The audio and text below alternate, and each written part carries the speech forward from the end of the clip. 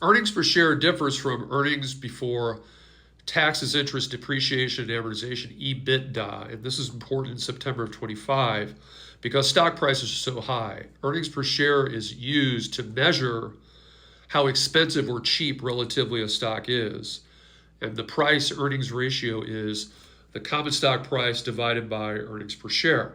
So that's why EPS is important for stock valuations. Now, let's talk about earnings per share as a definition, which is earnings available for common shareholders divided by number of shares outstanding. So if you have $10 million in earnings divided by 1,000,000 shares outstanding, earnings per share is $10 a share.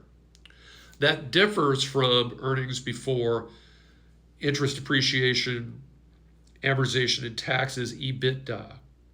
So what EBITDA does is it adds back those other factors into the earnings calculation. So EBITDA is going to be higher than regular earnings per share. Now, a couple things to remember.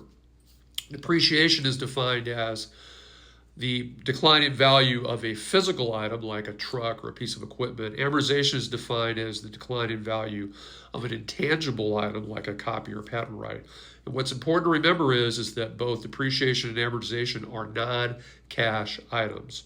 So when you are adding back to earnings, depreciation and amortization, those are non-cash items. The whole point of EBITDA is it tells you earnings based on day-to-day operations. And the theory being that interest, taxes, depreciation, and amortization are not part of day-to-day operations. Day-to-day operations meaning what are the expenses you incur and the revenue you generate from making and selling a product or a service. So analysts look at EBITDA in addition to earnings per share.